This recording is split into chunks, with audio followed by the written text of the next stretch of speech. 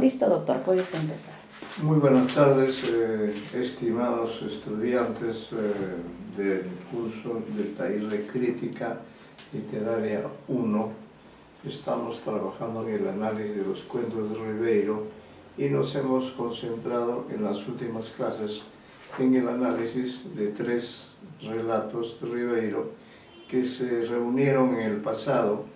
En 1964 se reunieron por decisión del autor en un libro llamado 3 historias sublevantes. Un título exacto, un título cabal, porque efectivamente de las 2 historias que hemos leído ya son historias sublevantes. Primero, Al pie del acantilado, donde un hombre tiene que luchar a brazo partido junto con sus 2 hijos.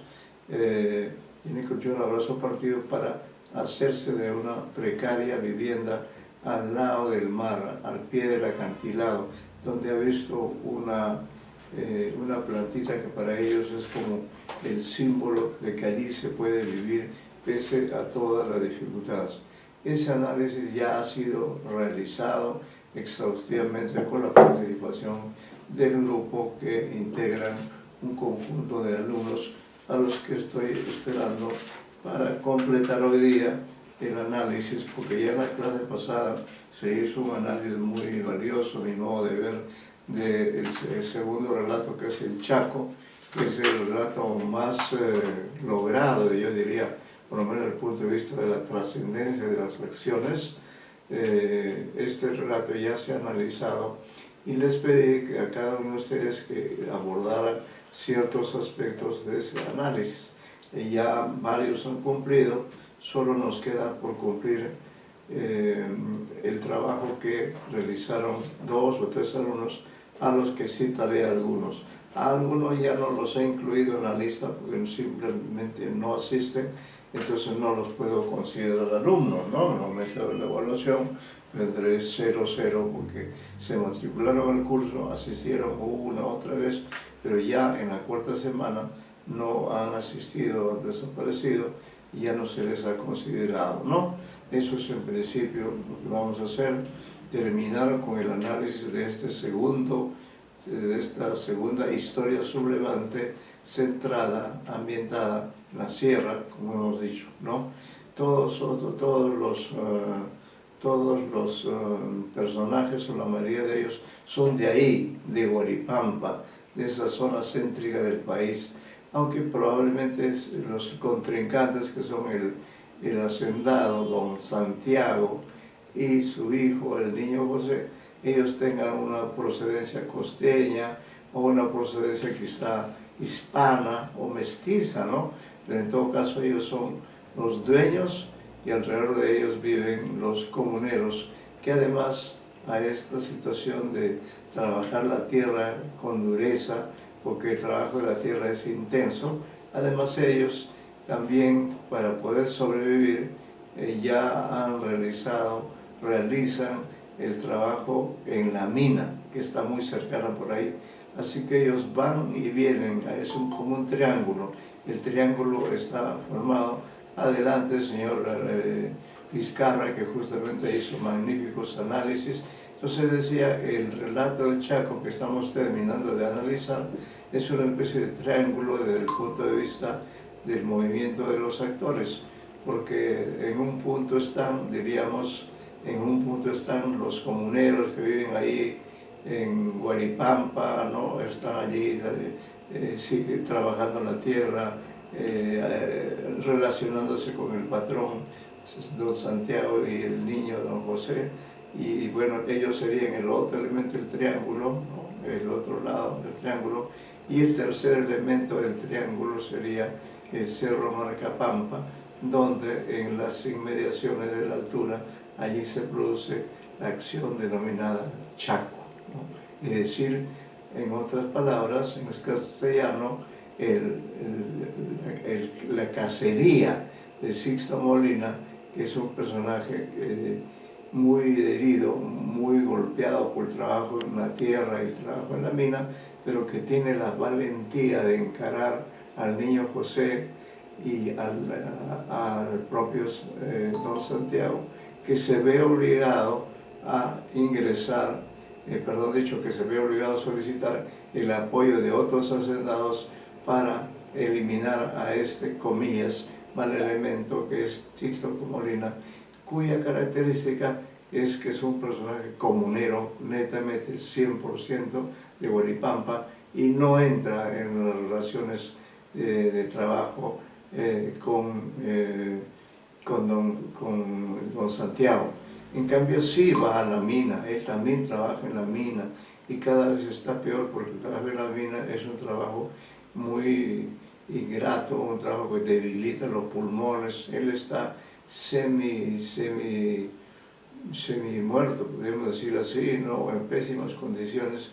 Y el relato comienza cuando estos comuneros, entre ellos Sixto Molina y otros más, regresan a su comunidad de Huaripampa para estar allí, y allí reciben la visita del el niño José, el hijo del hacendado, y el propio hacendado, y en ese trío de fuerzas es que se desarrolla este cuento intensamente dramático y con un final realmente dramático, con un final que uno se identifica realmente con el drama de los campesinos que desde que llegaron los españoles han sido maltratados, ¿no? Bien, como ya hay algunos alumnos, bueno, vamos a esperar un momento más, pero sí, queremos dar cuenta que ya el señor Vizcarra hizo un análisis magnífico, el señor de Lao que está entrando, él hizo un análisis magnífico, señor Vizcarra. El simbolismo, un nombre muy importante, me pareció muy valioso. Yo no lo había tomado en cuenta, pero en la próxima edición del libro, si hay próxima edición, ahí incorporé el valioso análisis que hizo el señor Vizcarra al analizar el simbolismo de los nombres, ¿no? No por gusto Santiago, el patrón, se llama de ese modo. Ese nombre Santiago es el nombre de guerra de los españoles, y según ellos fue el patrón Santiago, el santo Santiago, el que los liberó de la derrota que hubiera permitido que los indígenas votaran a los españoles y los devolvieran de vuelta a su tierra. No ocurrió así. Entonces el nombre Santiago simboliza la presencia, de alguna manera, del régimen colonial en plena época republicana, ¿no? Eso quisiera señalar. También hizo el simbolismo del apellido del héroe del cuento, que es Sixto Limaita. Sixto, por una parte, podría significar que ellos son 6 hermanos, ¿no? Es una familia numerosa, cuyo padre fue también operario del hacendado, ¿no? Él lo dice, él lo recuerda, y lo recuerda con afecto, pero parece ser que el papá de Sixto era muy fumador, entonces eso lo llevó a la muerte, además del difícil trabajo que tenía, porque él era el encargado de los merinos, los carneros de don Santiago, y iba y venía cuando había aparición, entonces hacía un trabajo sacrificado. Pero Sixto, en cambio, no ha heredado ese trabajo, y él es un comunero independiente con ideas propias, ¿no? Y tiene otra formación, y de esa manera el señor Vizcarra, como menciono, hizo pues el análisis muy detenido. Dijo, por ejemplo, el caso, el apellido Molina también tiene un significado, ¿no? Porque molino se asocia también, Molina se asocia a molino, a moler, y realmente don Santiago demuele con su trabajo a los comuneros, a los habitantes de Huaripampa, entre los cuales destaca la figura de Sixto Molina. Hay que destacar también en este relato, y ya lo han hecho otros alumnos, entre ellos la señorita Paza, que trató el tema del narrador, y ya hemos visto que es un narrador muy peculiar, muy singular, el que escogió Ribeiro para mostrar esta historia que se cuenta en el Chaco. No olvidemos que la palabra Chaco, ¿no? tiene una procedencia quechua, es una costumbre que los de la actual comunidad o la actual gente que vive ahí ha heredado, el Chaco, ¿no? Una figura que consiste en rodear a quien se quiere capturar. El Chaco tradicionalmente usaba en la época incaica para rodear, así hacer un ser humano y rodear a los auquénidos, y luego de rodearlos los agrupaban allí y les cortaban la lana, ¿no? Pero en este caso el Chaco está empleado para un fin siniestro, para el fin de los hacendados, de eliminar a este enemigo, a este probable líder de los comuneros, ¿no? Entonces el Chaco sí es un Chaco, pero no de un animal, sino de un ser humano desvalido, que ha tenido la valentía de enfrentar y decirle en su cara a don Santiago que él es un hombre que habla en quechua y en español. Yo estaba pensando en un futuro congreso que va a ir, que va a haber el próximo año en todas las academias, y ahí pienso presentar una ponencia que tenga como epígrafe incluso esa frase que da Luisito Molina, que dice: hablar bonito no es hablar con la verdad. Esa frase sola me va a permitir tratar el tema del bilingüismo en este personaje, que efectivamente él no le contesta nada a don Santiago, rehuye todo trato con él, ¿no? Y eso obliga a que surja la figura de un comunero traductor que le traduce en quechua a Sixto Molina lo que dice el patrón don Santiago, hasta que allí se llega a cierto momento, y Santiago allí demuestra que sí sabe quechua. Él es un comunero guaripampino, pero que además en ese momento decide hablar en castellano y lo hace mejor que don Santiago, tanto así que don Santiago, en vez de reflexionar, de golpear a Sixto Molina, lo que hace es quedarse medio atontado.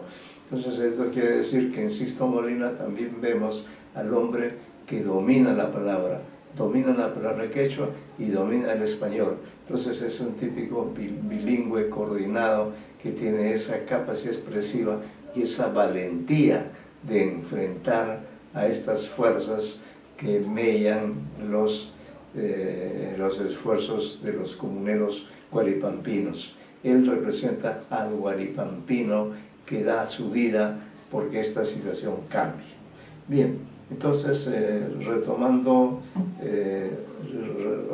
el trabajo, quería acá señalar en primer lugar que yo asigné tareas a todos ustedes. Voy a recordarlo, y para que todo se vea quienes no han todavía cumplido, y ojalá que ya estén dentro del curso, creo que no, pero de todas maneras creo que por lo menos uno de ellos, porque la señorita Pasa ya cumplió, ya participó, tiene su nota, por supuesto. El señor de Lao Quispe también ya cumplió, tiene su nota, el trabajo del tema en los espacios. Después, por ejemplo, Maldonado, no sé si estará presente. Maldonado, no está presente, doctor. No está presente, a él se le asignó el tema de la temporalidad. Lamentablemente no se ha hecho presente, no ha venido. Lamentamos que sea ya la segunda oportunidad en que él debió participar, ¿no?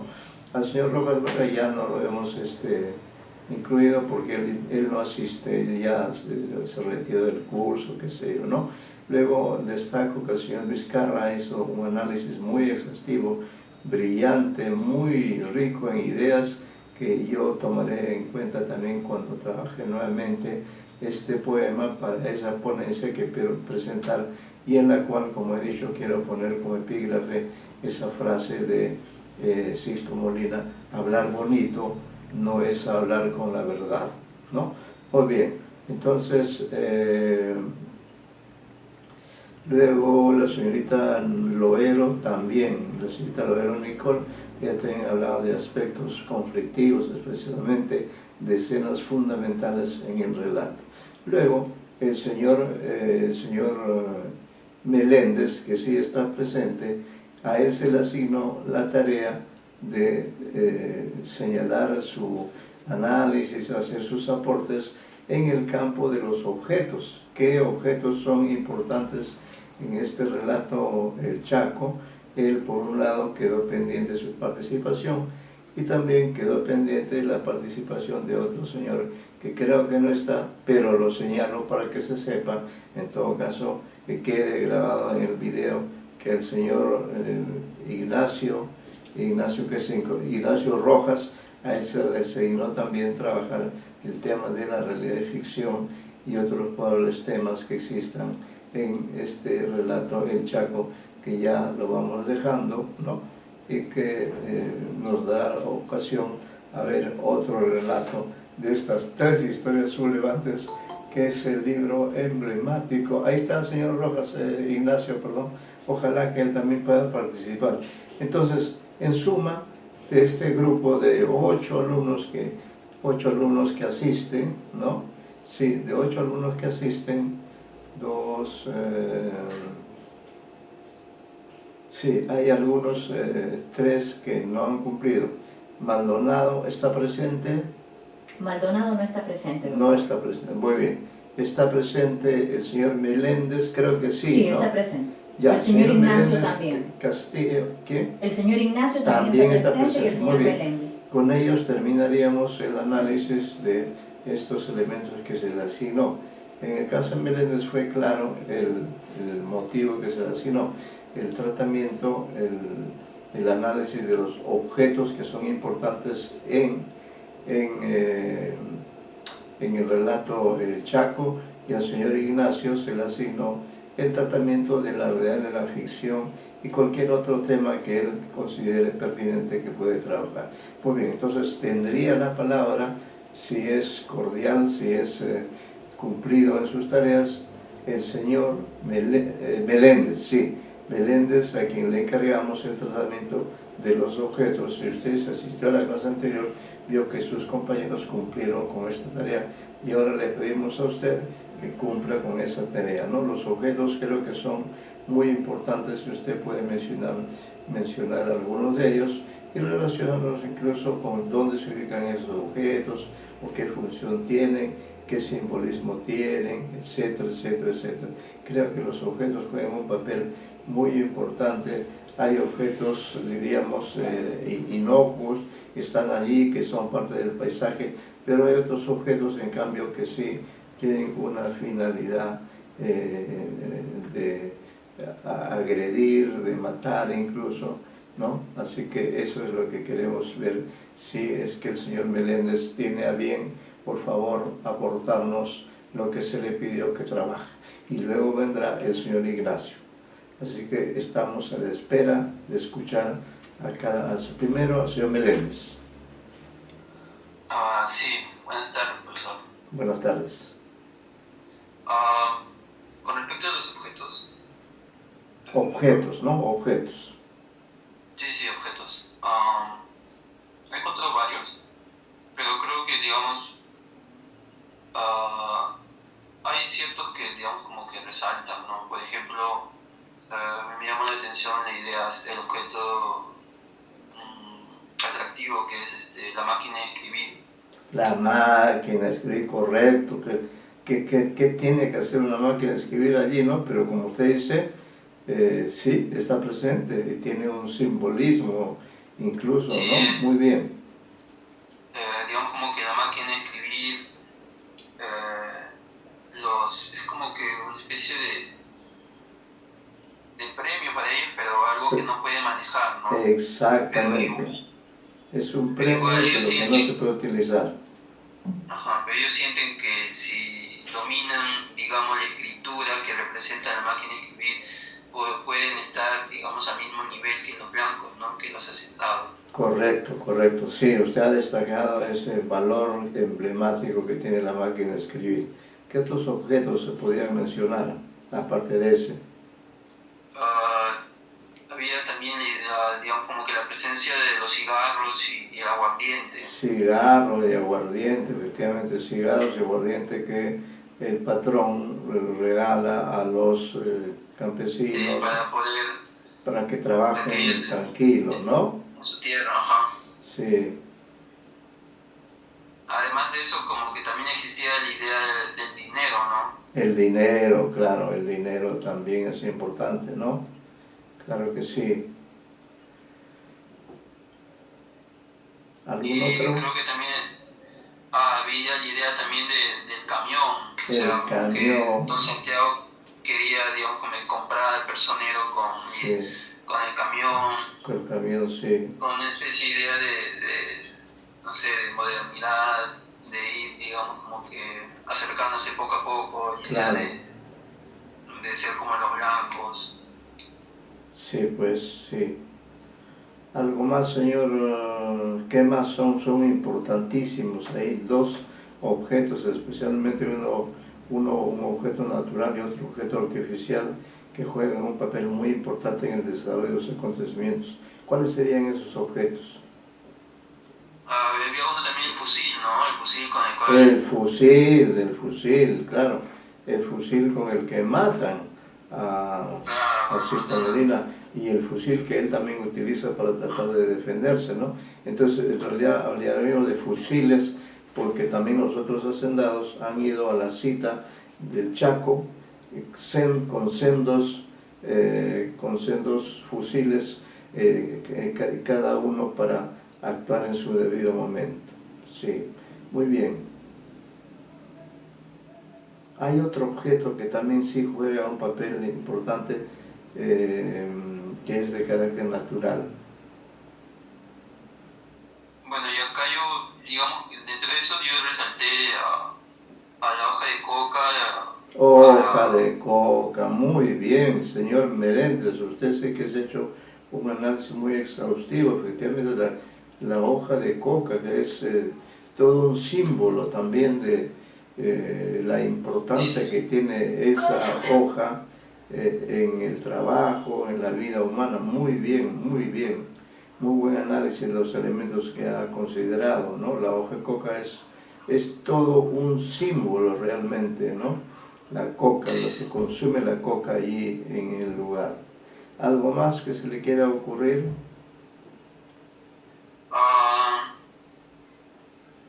No, creo que, digamos, eso es lo más importante. Eso es lo más importante, ¿no? Sí, eso es lo más importante. Los demás como que solamente lo utilizan como metáforas Sí, herramientas para el arado.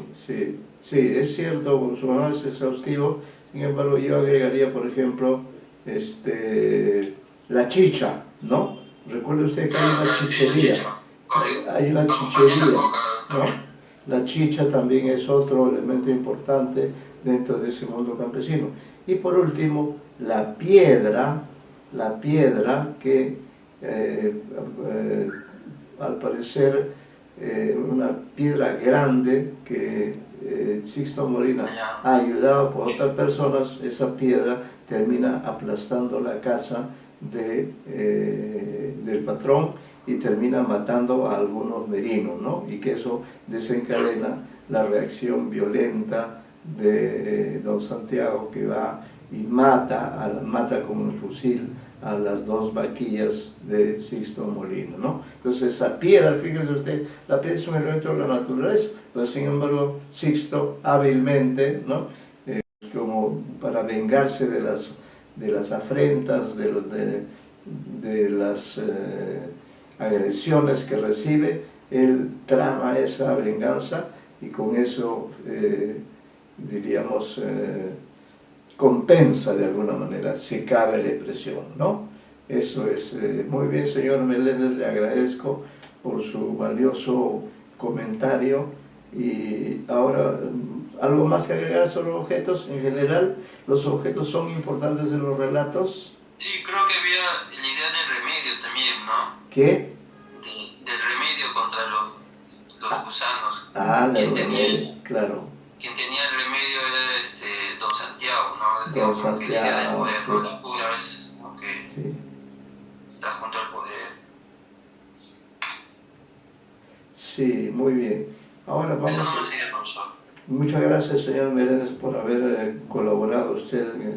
Ahora vamos a escuchar a ver si el señor Ignacio, que sí está presente, también tiene algún aporte que hacer el señor Ignacio. Por favor, vamos a escucharlo a él.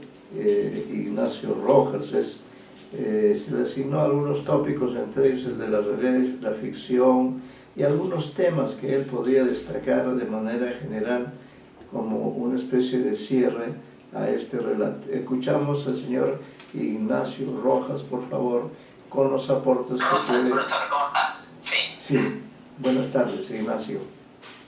A ver, ya las ideas que han perdido los compañeros desde ayer incluso. Sí, claro, ya sus compañeros han avanzado bastante en el análisis. A ver, usted cómo puede redondear, introducir otro elemento, trabajar el tema de la realidad y la ficción, u otros temas importantes, o el desenlace mismo de la obra, ¿no? Que la hace una obra muy importante. En función al enlace que puede existir entre lo narrado y la realidad, hay una cuestión, de hecho un pasaje muy importante de la narración, que nos permite articular probablemente una visión, una perspectiva del mundo que tiene cierta vigencia. Una de las cosas que se le critica, y tal vez cierto sector, digamos, de los estudios literarios que critica a la corriente indigenista, no a toda, pero sí a una parte de ella, es caer en la suerte del dicotomismo y el maniqueísmo. Es decir, hay un bando que es evidentemente el bando malo y un bando evidentemente que es el bando bueno. Eso es algo que siempre se le critica se ha criticado a cierto sector de la corriente indigenista, y muchas historias, valga la verdad, han caído en esa suerte de trampa, por así decirlo, narrativa. Claro. Pero hay un punto concreto de esta narración que de alguna manera sale de esa posible crítica y nos permite entender una realidad, o mejor dicho, representarse a sí misma como un reflejo de la realidad, que podría, digamos, ser importante para entender estas interrelaciones conflictivas, dialécticas, si se quiere, entre determinados grupos étnicos y socioculturales. Claro. Para hacer una lectura un poco más alejada ya del texto, porque mis compañeros, como dije, han elaborado muy bien diversos puntos del mismo. Y este pasaje en concreto se da cuando interroga, cuando se mueren las ovejas de Santiago y Santiago sospecha de Sixto, lo interroga, ¿no? Sí. Y Sixto llega a hablar precisamente con el traductor, y Santiago le pide que le conteste en castellano. Eso es muy importante, sí. Sixto responde en un castellano perfecto, pues, ¿no? Claro. Muy bien elaborado, muy bien articulado, en un castellano estándar, mejor dicho, muy bien articulado. Y aquí hay una lectura que se puede hacer sobre este ente particular en contraposición de todo lo demás, que en la narración bien podría incluso discutirse si cae en este dicotomismo. Y es que no existe en Sixto como personaje, como representante de esta identidad de un grupo étnico sociocultural, una imagen propia que es receptiva, dicótoma, maniquea, sino una identidad que es dinámica e interrelacionada. Es decir, la identidad de Sixto no es una identidad que solamente se ciña al ámbito de lo andino, de lo pueblerino, de lo, incluso podría decirse, falto de una educación estándar, etc. Todo lo contrario. La identidad de Sixto es muy elaborada, no solamente por el reflejo de entender el castellano, sino por el acto, y eso es lo más importante, de decidir con qué tipo de identidad cultural, étnica, se siente mucho más representado. Esa podría categorizar como capacidad de agencia. Capacidad de agencia. Exactamente. Sixto es un personaje con capacidad de agencia. Esa característica es el elemento, digamos, de un 100%, el 80%, que permite que buenos relatos, buenas historias, para poner nombres como Los de Arguedas, Cielo Alegría, por ejemplo, más o menos van por esa línea generacional. Es el elemento que permite que estas narraciones salgan de este dicotomismo, de este maniqueísmo, que probablemente otros relatos tienen. Y es interesante cómo Ribeiro logra, digamos, establecer esa línea en relación a este pasaje concreto. Claro. Tal vez sea muy tajante con lo que voy a decir, pero muy probablemente, si ese pasaje no hubiese estado en la narración y hubiese sido tan resaltante para identificar o para segmentar, en todo caso, o más que segmentar, definir la identidad de Sixto, quizás si pudiésemos hablar en controversia, por supuesto, siempre, de que se puede hacer un relato maniqueo, dicótomo, como muchos de relatos indigenistas que ha dado el género. Pero este es el pasaje en lo que a mí respecta puntualmente, que es el que permite elaborar un discurso mucho más elaborado en función del relato y de lo que representa Sixto como personaje con capacidad de agencia. Sí. No solamente por las diversas actividades que elabora en el relato, sino sobre todo porque su capacidad de agencia está en función incluso de su propia identidad cultural, que es algo mucho más allá y directo también porque es un relato que otras narraciones de Claro. Básicamente ese era el punto que quería remarcar puntualmente y ahora eso por supuesto nos permite extender esta idea a nuestras realidades de hoy en día. Pues no, es complicado y sobre todo el momento que pasa actualmente el país, entender, digamos, segmentos sociales, culturales en función de ideas maniqueas o dicótomas. Claro. Realmente funcionan de manera mucho más interrelacionada y dinámica. De hecho, incluso el poder en la narración, el poder como esta suerte de capacidad de acción y reacción que tienen los personajes es muy balanceada. Es decir, si bien es cierto el patrón tiene el poder, digamos, casi jerárquico, dictatorial sobre gran parte de los habitantes, de los otros personajes, Sixto también ostenta una capacidad de acción y una capacidad de ejecución representativa de poder. Entonces, esa suerte de realidad donde justamente los balances de poder, las identidades culturales, la interrelación, el dinamismo, etc., es, a mi juicio, un buen reflejo de cómo funciona lo que podríamos llamar como peruanidad, incluso hoy en día.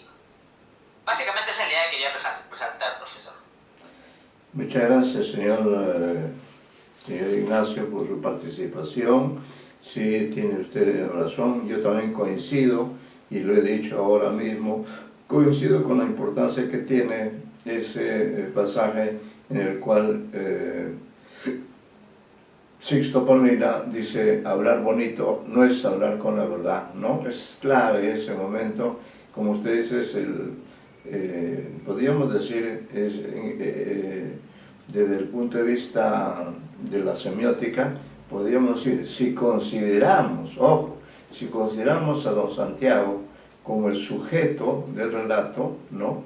Entonces el objeto sería el poder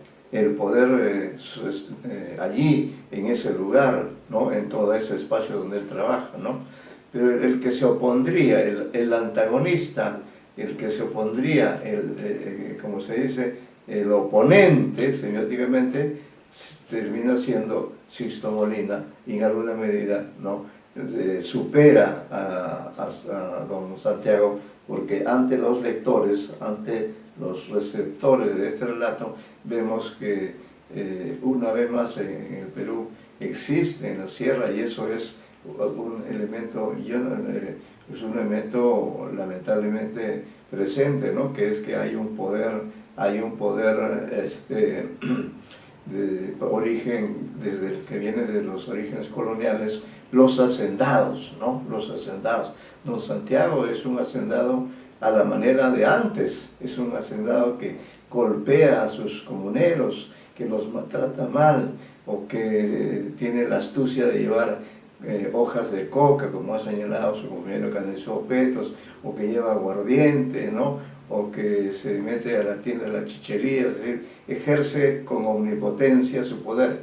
Frente a todas estas tretas del poder, Sixto Molina destaca por su valentía, por su austeridad. Es un hombre pobre, está solo, no tiene a nadie, tiene solamente sus dos vaquillas y unos cuantos carneros, pero a él no le atemoriza todo ese gran poder que tiene don Santiago, y por eso lo enfrenta, y lo enfrenta en ese famoso pasaje donde él le habla en castellano y habla mejor que el propio Santiago, lo cual demuestra que Sixto Molina ya no puede considerarse solamente como un personaje indigenista, sino como un personaje integral, porque él tiene la visión de que en el Perú el castellano es el idioma dominante, es el idioma de los patrones, y que Él en cambio habla quechua, pero dadas las circunstancias también es lícito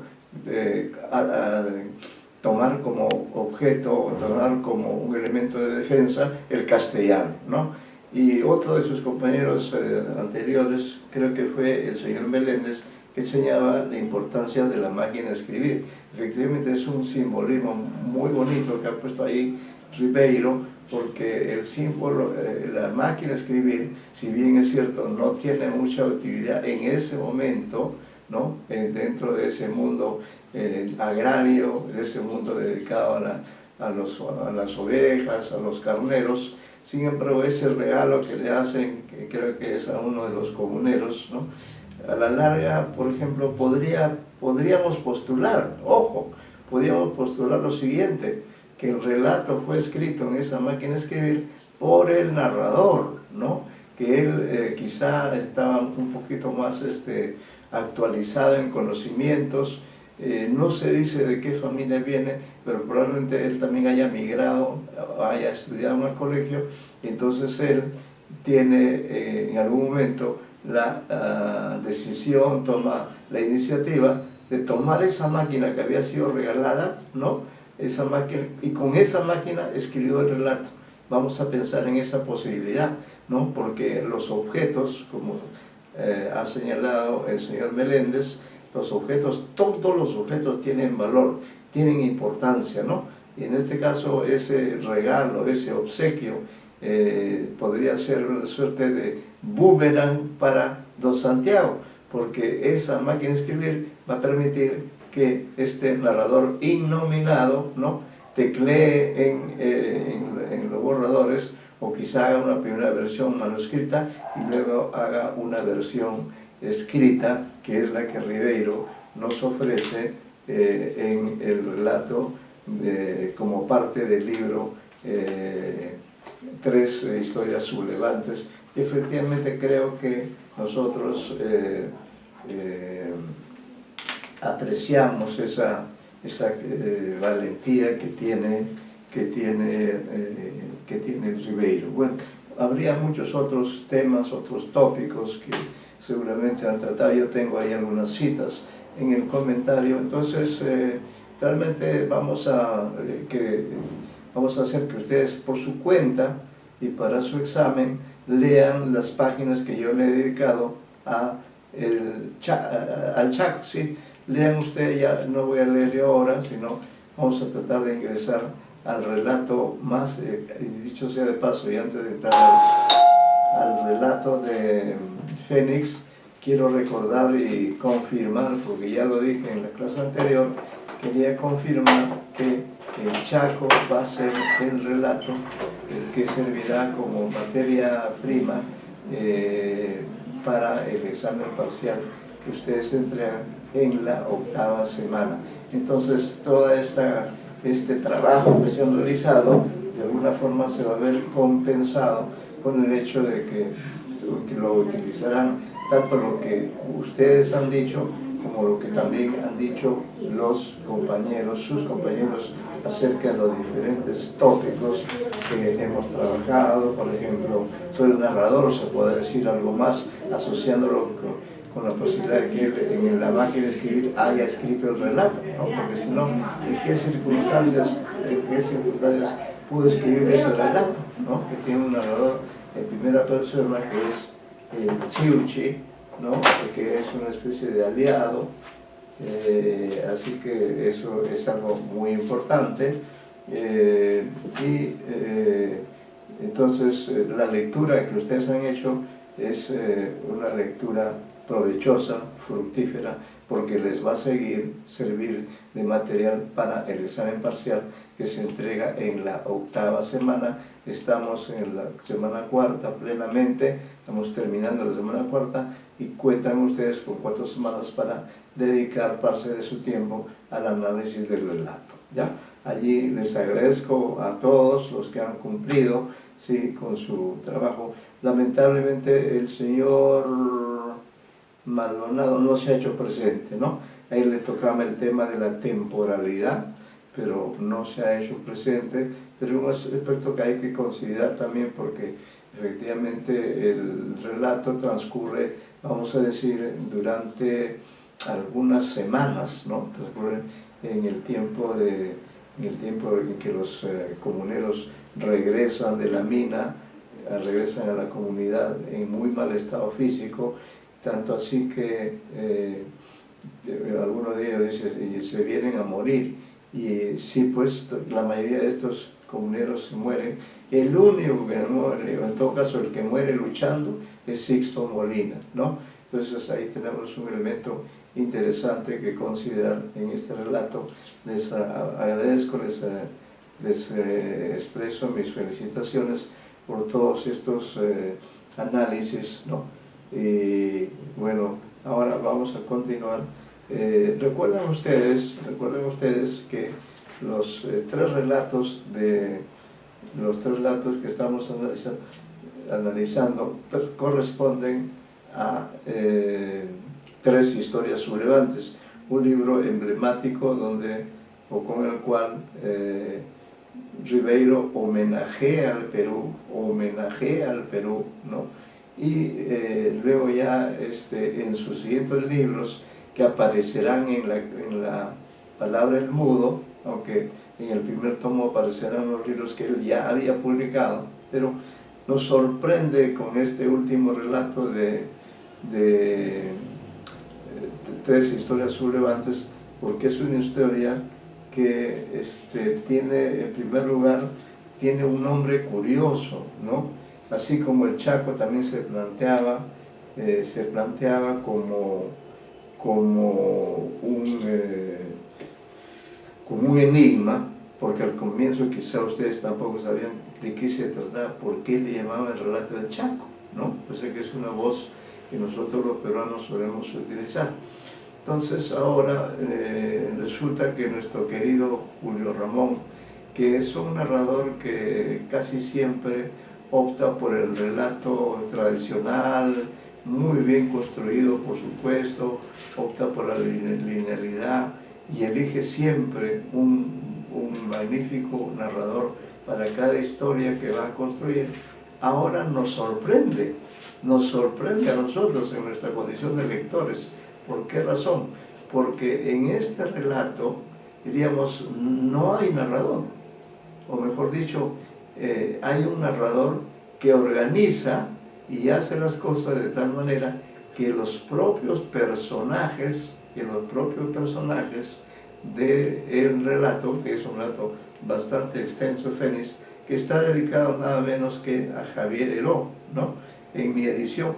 No sé si ustedes tienen a la mano su relato Fénix, ¿lo tienen? Por ejemplo, la señorita Apasa tiene la versión de Fénix. Sí, profesor. Ah, usted la tiene, qué bueno, ya. Señor Vizcarra, ¿tiene también Fénix a la mano? Sí, profesor. Ah, qué bueno. ¿Y Ignacio Rojas también? ¿El Fénix lo tiene consigo?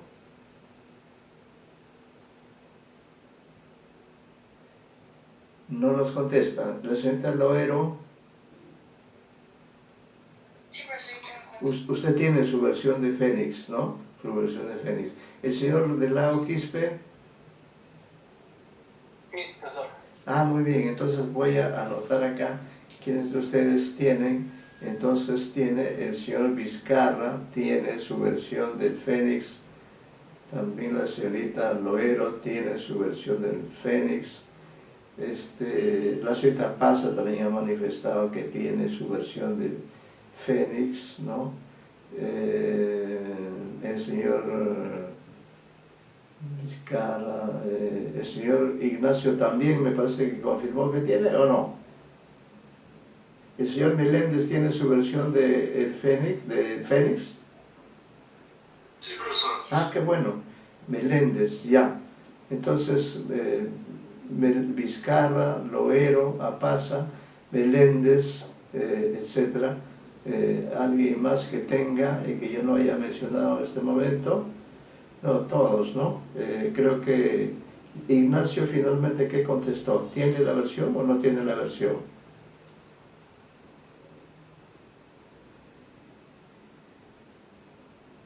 No nos ha contestado. Bueno, entonces contamos en todo caso con 4 personas. Fíjense ustedes, entonces abran las páginas, ¿no?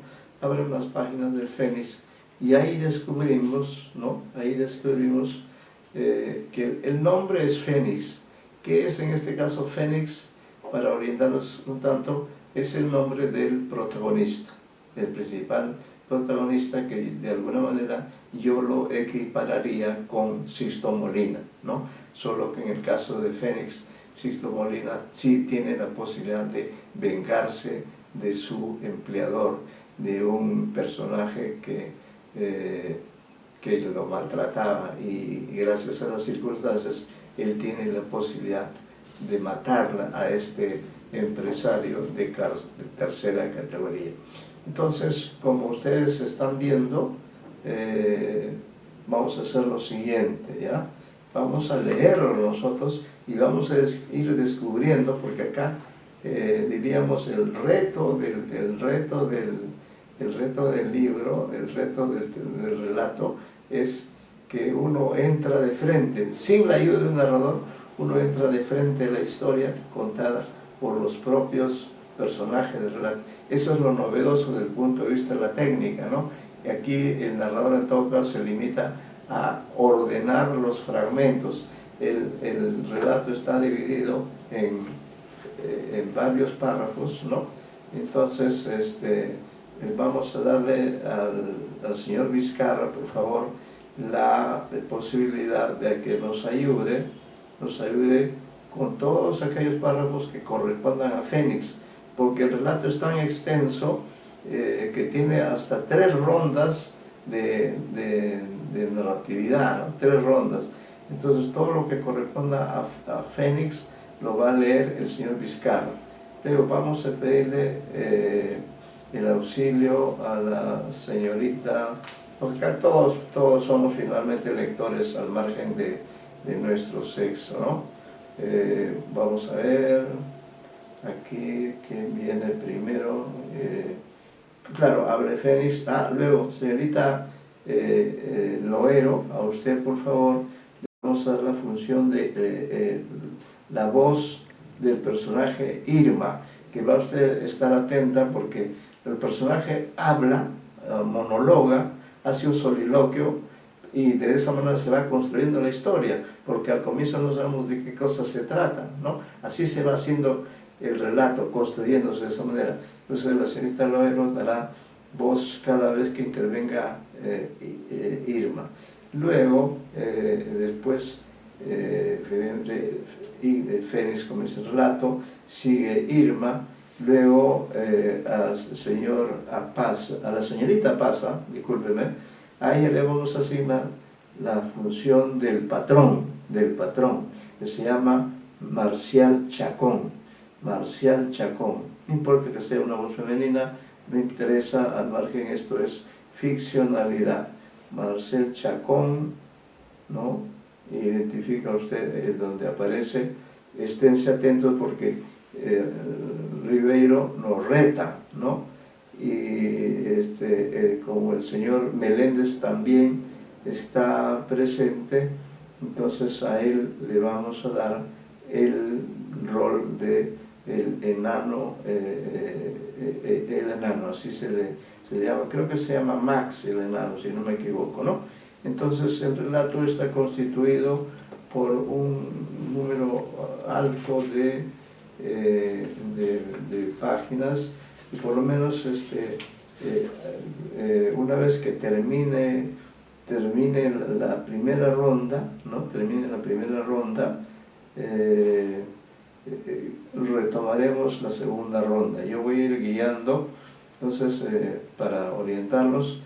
La primera ronda tiene este orden: comienza con Fénix, luego sigue con Irma, luego sigue con Marcial Chacón, luego sigue con el enano Max, luego sigue con Eusebio, creo que es Eusebio, y ya hay un tercer personaje que es el teniente Sordi, que ahí yo intervendré, ¿no? Porque como no tenemos alumnos o uno de ellos no tiene el texto a la mano, seguiremos. Allí conmigo terminaría la primera secuencia de narratividad, y la segunda otra vez comenzaría casi en el mismo orden, Fénix, entonces retomaría el relato, luego Irma, luego Marcial Chacón, luego el enano, luego otra vez el teniente Soldi, ¿no? Y luego un soldado extra.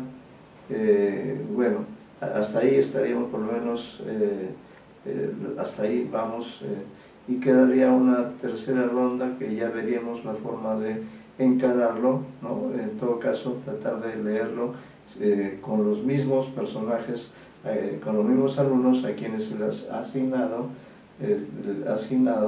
el rol de dar vida a estos personajes. Creo que es una historia bastante extensa, bastante extendida, caracterizada porque la historia se va construyendo conforme van ingresando a la narratividad, conforme toman la voz los personajes. Y cada personaje tiene su soliloquio, ¿no? Y luego hay un espacio en blanco que da lugar al siguiente soliloquio de los personajes repetidos. Por eso decía, se comenzó con Fénix, para que ya lo sepamos. Luego de este primer soliloquio entra a tallar Irma, luego Marcial Chacón, luego el enano Max, si no me equivoco, luego Eusebio, y en sexto lugar el teniente Soldi, o Soldi, no sé, estoy seguro, pero en todo caso hasta ahí habríamos hecho la primera ronda, y luego retomaríamos la siguiente orden en la que intervienen aproximadamente los mismos personajes, ¿no? Para redondear la historia, en este caso él nos obliga, Ribeiro, narrador. Ribeiro es pocas veces dado a innovar, generalmente como ha hecho Al pie del acantilado o ha hecho en El Chaco, le ha encargado a un narrador la tarea de contar la historia, pero ahora no, en este tercer cuento con el que se cierra Tres historias sublevantes, él ha preferido esta técnica, ¿no? Que también la utiliza poco, creo que también la utiliza en un relato muy posterior que se llama Carrusel, ¿no?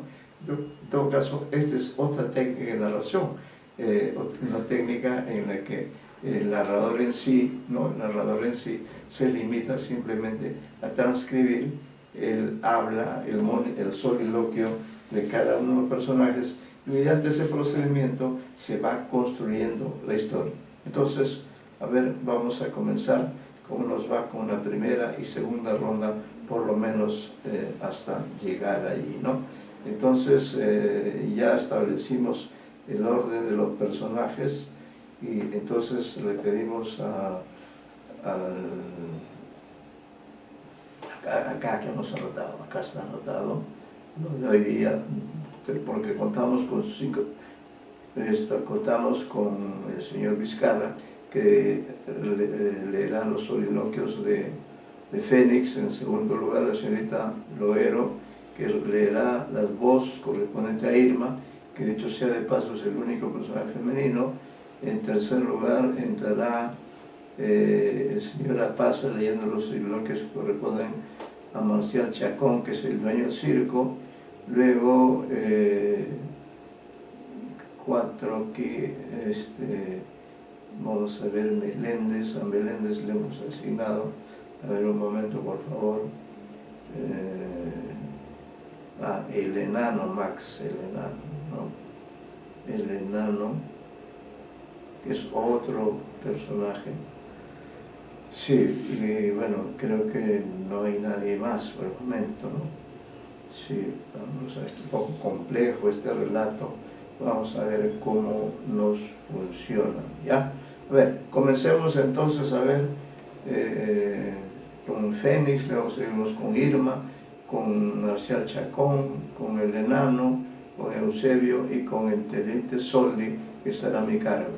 Allí terminará la primera ronda, de la primera gran secuencia de intervención de los personajes, y luego trataremos de continuar la siguiente ronda con los mismos personajes a los que se ha asignado ser las voces de estos personajes que están en un lugar emblemático del Perú, que es la selva, ¿no? Pero creo que es la selva alta, es decir, son los propios personajes, no el narrador, sino los propios personajes los que nos ayudarán como una especie de armar un rompecabezas, nos van dando las piezas para que nosotros mentalmente luego reconstituyamos la historia. Esta es una técnica entonces que requiere de otro tipo de enfrentamiento, ¿ya? Bien, comenzamos entonces a ver cómo nos va. Roguemos al Señor que nos vaya bien. Ya, comenzamos con el señor acá tengo que estar, porque si no me pierdo otra vez. Acá es donde tengo que estar. Ya, comenzamos entonces con el señor Vizcarra. Después de haber dado los golpes, soy yo ahora el que los recibe y duro, sin descanso como la buena bestia que soy. Pero no son tanto los golpes lo que me fatiga, pues mi piel es un solo callo, sino el calor de la selva. Yo he vivido siempre a la orilla del mar, respirando el aire seco de Paramonga, en una costa sin lluvias, y aquí todo es vapor que brota de los pantanos y agua que cae del cielo, y plantas y árboles y maleza que nos echa su aliento de ponzón. A 100 metros de nuestra carpa corre el Marañón, de tumbos colorados y terrosos, y al otro lado del Marañón los montes silbadores, cada vez más apretados y húmedos, que llegan al Amazonas. No sé cómo puede vivir la gente aquí, donde se suda tanto. Duermo en una hamaca y al enano Max le pago 50 centavos para que me eche baldes de agua durante la noche y espante a los murciélagos. Nuestro patrón dice que pronto nos iremos, pues todos los soldados de Bagua han visto ya nuestro circo y están cansados de oír a los payasos repetir los mismos chistes. Pero si nos quedamos es porque aún no ha venido la gente de Pucará y de Corral Quemado, y porque aún podemos llegar a Jaén recorriendo otros campamentos. Odio esta vida y me iría a los mares si alguien quisiera hacer algo de mí. Ya han hecho tantas cosas. Pero me quedo por Irma y por Con, el animal, la estrella.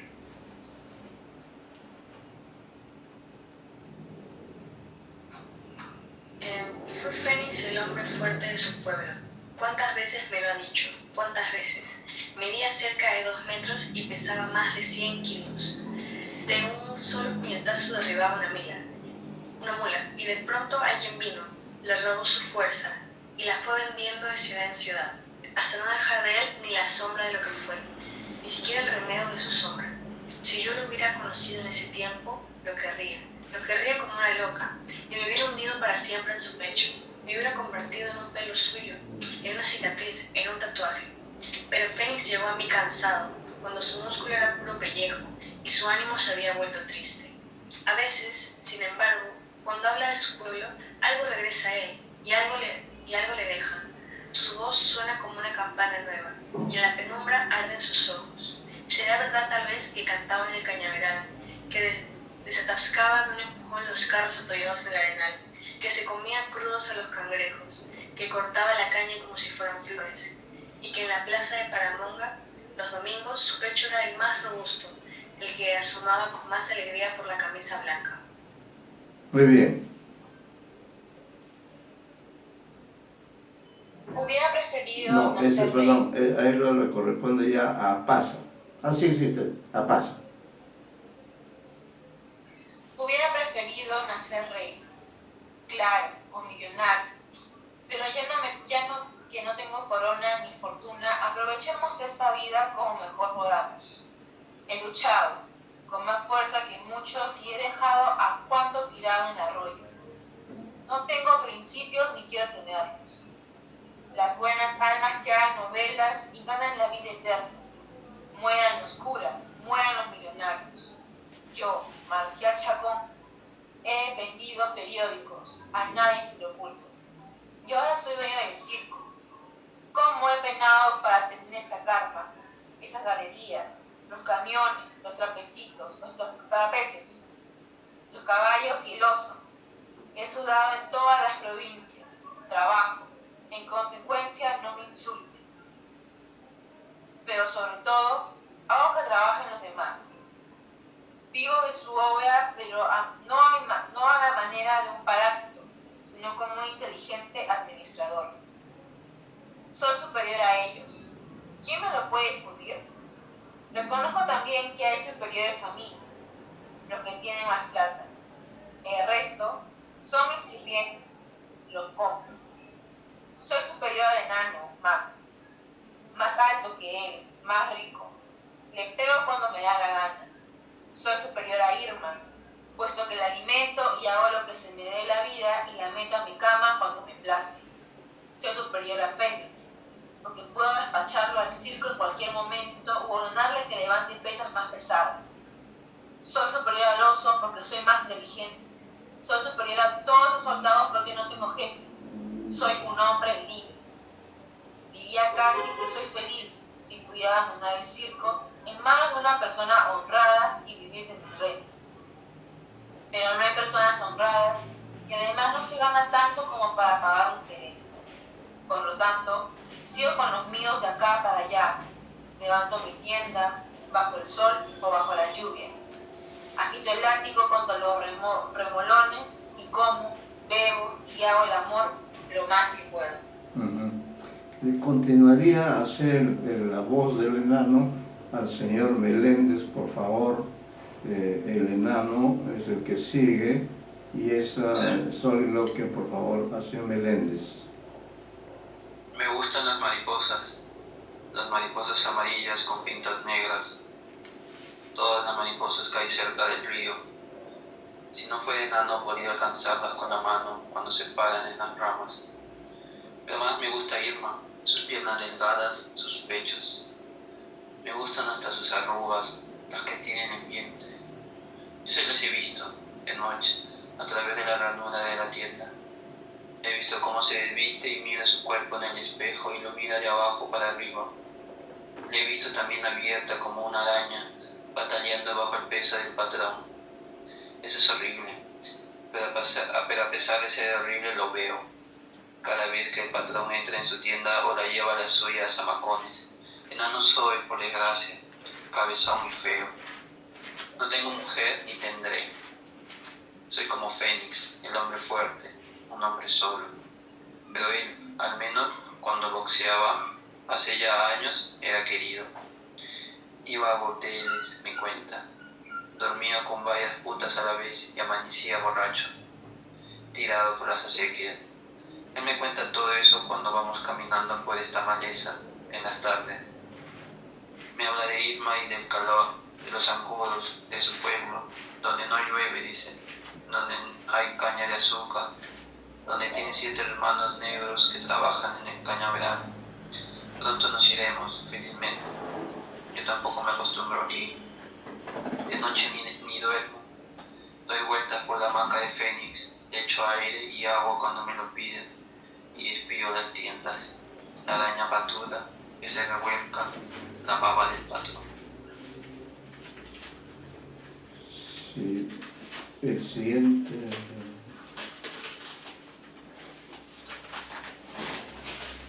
Al siguiente es el soldado. Algunos de ustedes que quedó sin... No, creo que todos tienen papel. En cuyo caso yo voy a continuar como si fuera el soldado. ¿Ya? Dice, lo mejor del circo es el oso. El teniente nos ha traído desde Corral Quemado para verlo luchar contra el fortachón. Vinimos en un camión y en el tambo de la Benel nos paramos para almorzar. Allí tomamos cerveza, todos hasta emborracharnos un poco. Es bueno el sábado, caramba.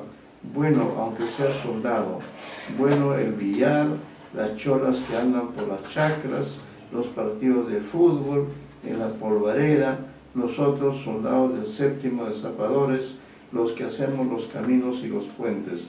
Lo malo es que en el regimiento hay mucho serrano, tanto chuto que ni siquiera sabe hablar como gente decente. Yo soy mestizo, medio cal, medio mal, cabeceado entre indio y blanco. Por eso será que el teniente me prefiere. El teniente me prefiere, aunque me da esos combos que me hacen ver las estrellas, ¿no? Las estrellas.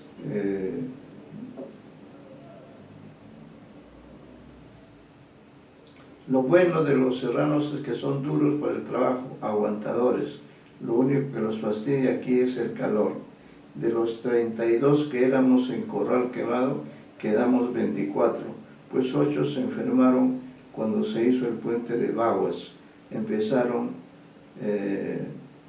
a toser y hubo que mandarlos a Lima o despacharlos a su tierra. Allá ellos, si no se acostumbran. Yo, costeño y acholado, me las arreglo bien. Dentro de un año haciendo, y con la vara del teniente seré sargento y después oficial. Ahora, hasta que comience la función, estamos de licencia. Veremos si hay faldas por estos potreros y si encontramos un tambo donde secarnos la garganta. Luego, a continuación, viene el soldado Soldi, ¿no? Que también lo voy a leer yo, y después sí ya creo que se retoma después se retoma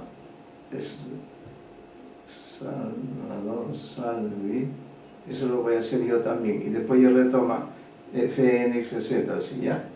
Carajo, me dijo el capitán Rodríguez, carajo, delante de mi tropa, carajo, me dijo en el cuartel San Martín de Miraflores. Los cholos estaban alineados en un grupo de combate. Estaba allí Eusebio, mi ordenanza, al que le grito Eusebio, y cuando viene hasta mí corriendo y se cuadra, le doy un trompón en la mandíbula hasta hacerlo caer. A pesar de eso, nadie limpia las botas mejor que él y rasquetea mejor su caballo. Carajo, me dijo el capitán delante de mis cholos, eso no se dice nunca cuando hay subordinados. Fue igual que sobre la cara de Eusebio, con más fuerza, tal vez porque había rabia en mi puño. Como era flaco, lo hice rodar. Capitán en el suelo con sus galones de tierra.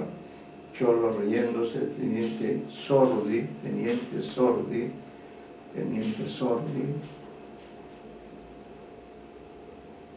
ante tribunal de disciplina. Y de pronto, cuando creo que me van a dar de baja, hacen peor, me sacan del San Martín y me mandan de castigo a Corral Quemado, a 1000 kilómetros de Lima, a 40 grados a la sombra, un rancho de leñas y un brazo de río. 2 años aquí, 2 años viendo la cara de mis 24 cholos y dándole de combos a Eusebio. Ni Lima, ni mujer, a no ser la hija de la Benelli, que es sucia y se pone a contar las vigas del pecho cuando hacemos el amor. Todo eso por un carajo mal dado y por un puñetazo en cara del capitán Rodríguez. Y adiós Miraflores, adiós paseos a caballo por la Huaca Juliana al amanecer. El circo ahora un hombre contra un oso. Entonces ahora comenzamos otra vez con la siguiente secuencia, con la segunda ronda de narradores, donde le correspondría el mismo orden. A ver, entonces retoma la narración Fénix. Los macheteros se lavaban sus brazos con cuidado y los miraban con lástima, como si fueran brazos ajenos. Eso era en Paramonga, hasta ahora me acuerdo. Mis 7 hermanos no hacían otra cosa que emborracharse después del trabajo y tirarse en las hamacas, mirando las arenas y sin ganas de vivir. A veces se despertaban en la noche gritando horribles pesadillas. Claro, desde niños no hacían otra cosa que cortar caña a los zambos. Por eso me fui de la hacienda, gracias al gordo Bartolo. Un día me vio levantar 4 arrobas de azúcar. Boxeador, me dijo, boxeador, compadre. Tú te vienes a Lima, zambo. Hay que probar suerte en el ring.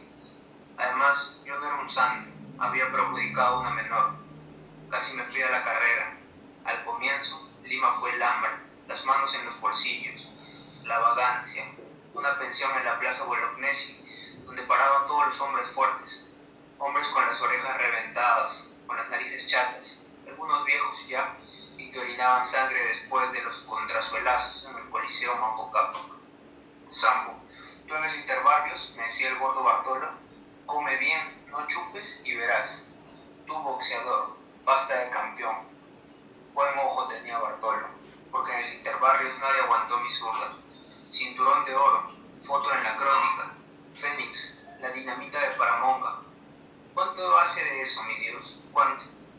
Pellejo ahora, callo por todo sitio. Y sudor, sudor, sudor.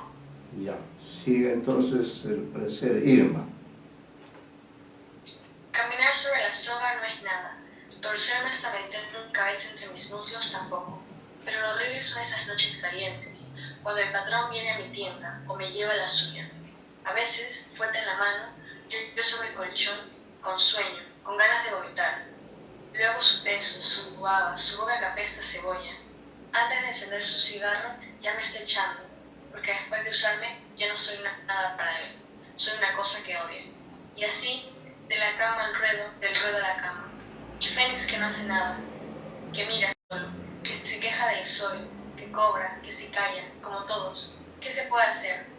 Y esta noche otra vez, ya llegó la gente de Pucará y un camión de corral quemado. Soldados, menos mal que estos no protestan si las cosas salen mal. Verán solo en calzón será para ellos una fiesta. Después se acostarán entre ellos o se masturbarán o qué se harán. Y el oso que respira mal. Ahora el patrón estuvo mirándolo y metiéndole la mano en la boca. El oso está viejo, más que Fénix tal vez. Por eso se entienden entre los dos y se quieren como dos hermanos, como animales sufridos que son. Bien, sigue entonces Marcial Chacón. A los animales como a la gente a puntapiés. Nadie conoce mejor que yo el efecto moral de una patada. Yo las he recibido a tiempo dejé de recibirlas y ahora tengo el derecho a darlas. Así que si el ron no levanta al con, a con lo levanta el patadón. De otro modo vamos a perder la mejor taquilla de ese maldito lugar. 200 cholos de Pucará, unos 30 de Corral Quemado, 100 de Baguas, aparte de la gente de las chacras, que siempre vienen a ver las mismas cosas, los imbéciles. Y mañana levantar la tienda, y pasado mañana en Jaén o en Hornos, ya se verá, para dónde sople el buen aire. Que el calor está fuerte, caramba, y que si vienen las lluvias, como se dice, con los abuelos que hay en la carpa no vamos a ver en apuros. De modo que adelante, Marcial Chacón, que vayan los payasos a tocar la corneta por los caminos, que barran el ruedo, que enciendan las luces, pues dentro de un rato anochece, y que el oso abra los ojos, pues si no, que se no. Muy bien, siguiente es el enano. Todos los enanos se parecen a mí. En el circo del Capitán Paz en Lima, yo era el único enano. Me hacían cabalgar sobre un chivato y meterme en la maleta del payaso. De pronto llegaron 3 enanos del sur. Eran igualitos a mí, la misma nariz aplastada, la misma cabezota, pero eran más bajos que yo. El mayor me llegaba a la oreja. Eran lequitinanos. Por eso me echaron del circo, o quizás porque me peleaba con los otros enanos. Y nos peleamos hasta a mordiscones, peor que la gente grande. O porque un día me perdí en el Callao y no llegué a la función. Desde ese día pasé varios meses en hogares del Callao, corriendo tragos y butifarras a los marineros. La famosa allí, cuando llegaban barcos con gringos, les servía de guía en las cantinas y yo les llevaba donde las putas. Mucha money en esa época. Beautiful girls, thank you, I speak English, yo enano, $10, I go to bed with you, y otras cosas más. Hasta que en una temporada dejaron de venir barcos. Mis amigos se fueron y yo quedé solo en las cantinas, recogiendo puchos, mendrugos, sin banco donde dormir, verde de puro hambre. Un día me fui caminando hasta Lima, siguiendo la línea de tranvías. Llegué al Paseo de la República y me eché a dormir en el pasto. Allí fue donde me encontró Marcial Chacón. Necesito un enano, coge tu sombrero y sígueme. Hace 3 años de eso y de entonces de pueblo en pueblo, por costa y por sierra, hasta aquí. Ya. Creo que luego viene Soldi, el teniente Soldi, que es el que yo leo. Dice, la contorsionista está buena.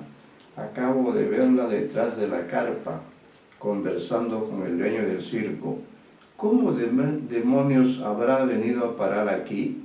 Seguro como en las películas, su madre tísica, 5 hermanitos que mantener. A lo mejor es de esas que lo presta, con platita de por medio, por supuesto. No estaría mal darle un apretón por allí, aunque a lo mejor en calzón no vale nada. En eso soy desconfiado y me he llevado varios chascos. La chola Benel, por ejemplo, que cuando se quita el sostén de las tetas se le desbordan. Antes de dar el trompón al capitán Rodríguez, tenía una buena hembrita en Miraflores, empleada en una zapatería. ¿Para qué recordar? Era una mujer de un civil, un marica que sabía todo, pero que nunca me dijo nada. Los civiles son todos maricas, apenas ven un uniforme se orinan de miedo. Yo quisiera ver a un civil metido en corral quemado durante 2 años, sin ver otra cosa que sus cholos, la carretera y el malarrón. ¿Qué hablaría el dueño con la contorsionista? La había agarrado la muñeca, la jalaba, a lo mejor es su marido, y sonso que fuera, y el enano que rondaba por allí. Ya los payasos andan por el camino de Vagos anunciando la función. Me gustaría ver al oso. Dicen que el fortachón lo vence. Debe ser truco. 1 estrella, 2, 3, 5. La cerveza de Vaguas sabe a jabón. Qué vida esta, carajo, si no tuviera 2 galones me tiraría un tiro. Teniente Sordi con barba de puro aburrimiento. Ahora retoma otra vez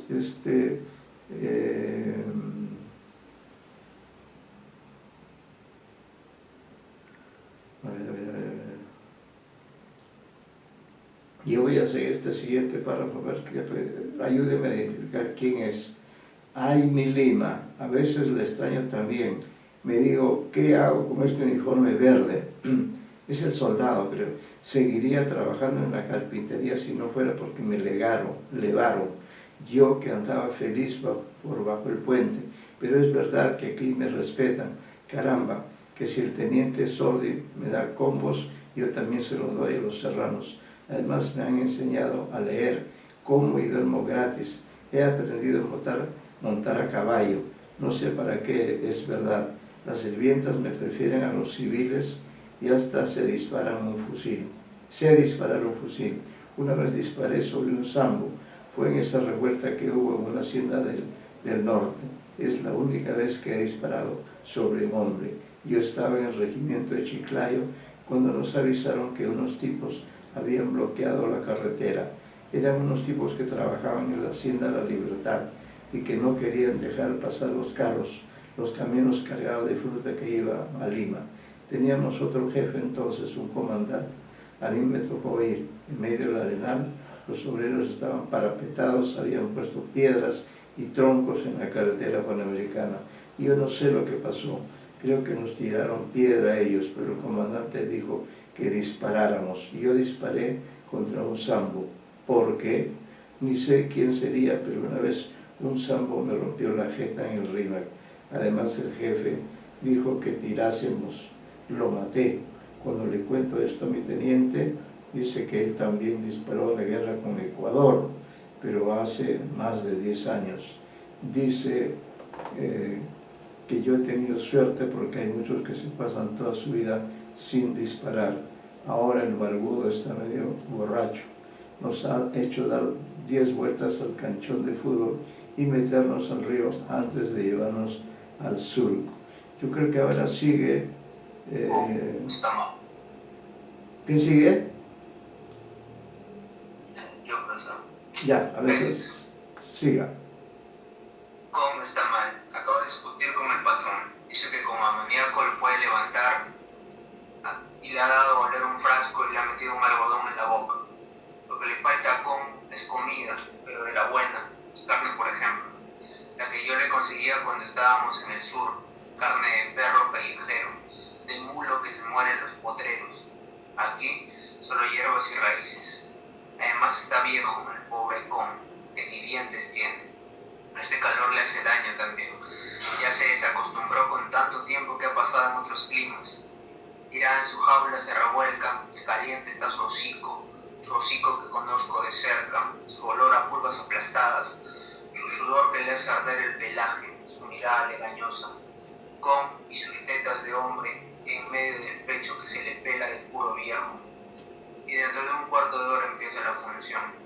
Ya están entrando los soldados a las graderías, con el tremendo animal tirado en su jaula, con su algodón de amoníaco en el hocico. Ron dice el patrón que le dará, y si así tampoco se levanta, patada en la costilla, patada en el culo, patada de patrón. Mi viejo hermano peludo, ojos de papá, de abuelito, mi pariente sin habla, de grititos, de rugidos, el que se deja abrazar y tumbar, de puro bueno seguro, o de cansado, o de sueño, o de aburrido.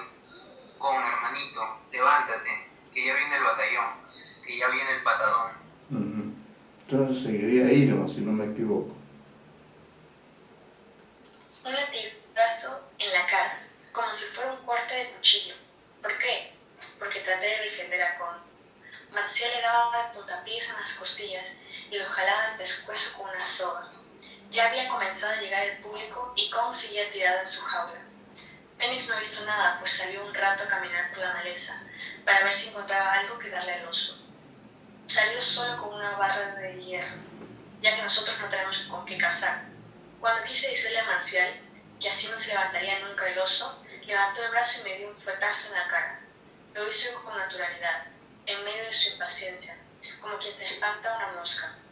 Claro que después quiso besar, pedirme perdón. Él a veces se arrodilla, pero solo para mejor morderme las piernas. Pero yo oí de su lado. Encerrada en mi tienda, lo siento dar vueltas, gritar órdenes. Ahorita empieza la función. Menos mal que hoy arrancan los trapecistas, después el enano, los payasos, después yo. Tengo que enseñar mis piernas y además, ahora, esta marca en la cara. El ojo me lagrimea y en mi mejilla nace una cicatriz. Ya, ahí nos vamos a quedar entonces con el monólogo de Irma. Yo en mi edición tengo la página 352. Ahí nos vamos a quedar y vamos a continuar en la siguiente clase con este relato interesante al que ya estamos ingresando a través de la lectura en la cual ustedes han participado protagónicamente, ¿ya? Entonces ahí nos quedamos y continuamos con la lectura. Después del monólogo de Irma seguimos siempre hasta terminar y luego nos abocaremos pues a comentar la historia, tratar de reconstruirla o de explicarnos por qué Ribeiro ha trabajado de este modo. Muy buenas tardes. Buenas tardes, entonces seguimos con este material en la próxima clase, ¿ya?